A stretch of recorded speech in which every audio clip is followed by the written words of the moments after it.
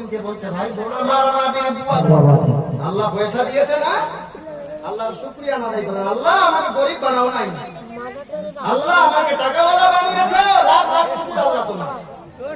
কিন্তু সেই পয়সাগুলো গরিব গরিব মানুষের সামনে টাকার বাহাদুরি দেখিয়ে তাদেরকে কষ্ট দিয়ে দিয়ে না, আমার রাসূল এমনও বলেন যে মাংসের রান্না দিয়ে, মাংসের রান্নার ঘ্রাণ দিয়ে গরিব মানুষকে কষ্ট দেওয়া যাবে যাবে না।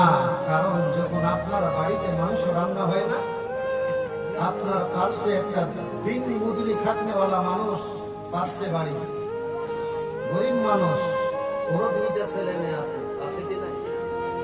আপনার ছেলে মেয়েরা যেইভাবে ডেলি ডেলি রোজ মাংস, ডেলি ডেলি রোজ আপনাকে বলে মাছ মাংস খেতে ভালোবাসে, গরিবের ছেলে মেয়েরাও সেইভাবে মাছ মাংস খেতে ভালোবাসে।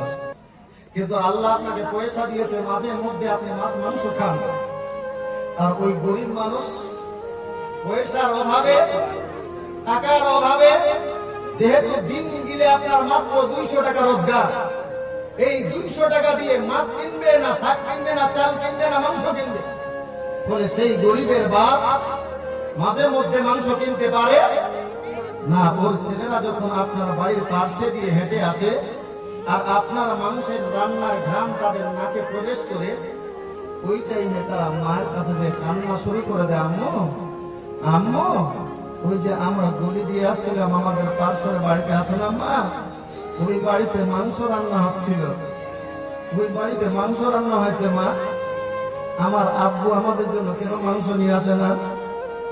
আমরা যে অনেকদিন ধরে মাংস খাইনি মা, আমার আব্বু আমাদের জন্য মাংস নিয়ে আসবে না মা, আমার আব্বুকে মাংস আনতে বলিয়েন না।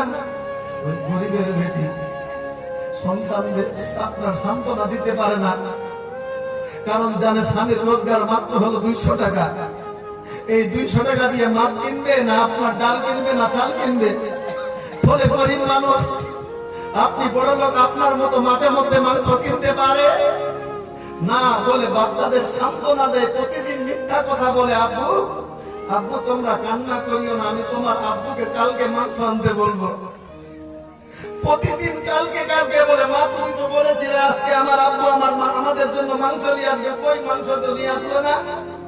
আবার মা বাচ্চাদেরকে মিথ্যা কথা বলে, আব্বু আজকে নিয়ে আসবে না, কালকে তোমার আব্বু তোমাদের জন্য মাংস নিয়ে আসবে। গরিব মানুষ টাকার অভাবে বাচ্চাদেরকে মাংস খাওয়াতে পারে না, এই জন্য আমার রাসূল বলেন, হ্যাঁ পয়সাওয়ালা খবরদার খবরদার, মাংসের রান্নার ঘ্রাণ দিয়ে গরিব মানুষকে কষ্ট দেওয়া যাবে না। মাংস যদি নাও দিতে পারো, আমার নবী বলেন মাংসের তরকারিতে তোমরা পানি বেশি করে ঢেলে দাও, পানি বেশি করে ঢেলে দাও।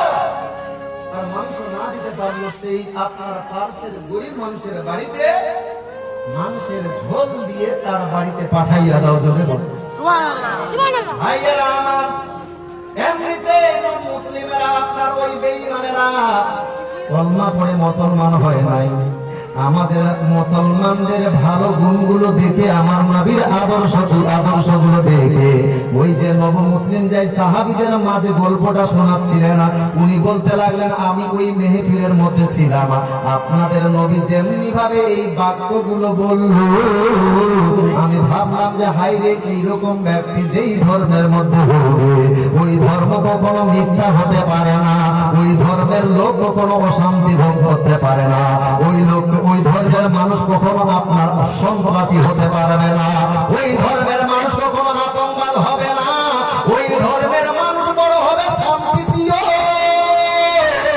সুতরাং আপনাদের নবীর এই বাক্যগুলো শুনে সঙ্গে সঙ্গে দেবদেবীর পূজা ছেড়ে আপনাদের নবীর কলমা পড়ে মুসলমান হয়ে গিয়েছে। জোরে এই নবীর কলমা পড়ে মুসলমান হওয়ার পরে ওই পিরিয়ডে সেই নব মুসলিম গুলো আমার নবীর প্রেমে মগ্ন হয়ে দুনিয়ার সব কিছু বিলিয়ে দিতে রাজি, কিন্তু আমার নবীর দেওয়া মধুমাখা কলমা ওই বেঈমানদেরকে দিতে রাজি। নিজের টাকা পয়সা জমি জায়গা নবীর প্রেমে সব বিলিয়ে দিয়েছে, নিজের জীবনটা পর্যন্ত বিসর্জন করে দিয়েছেন। একজন সাহাবী রাসূল যার নাম হলো আম্মার। আম্মার বাপের নাম হলো ইয়াসির। এই ইয়াসিরের স্ত্রীর নাম হলো সুমাইয়া। বাড়ির তিনটা সদস্যই আমার রাসূলুল্লাহর চরিত্র দেখে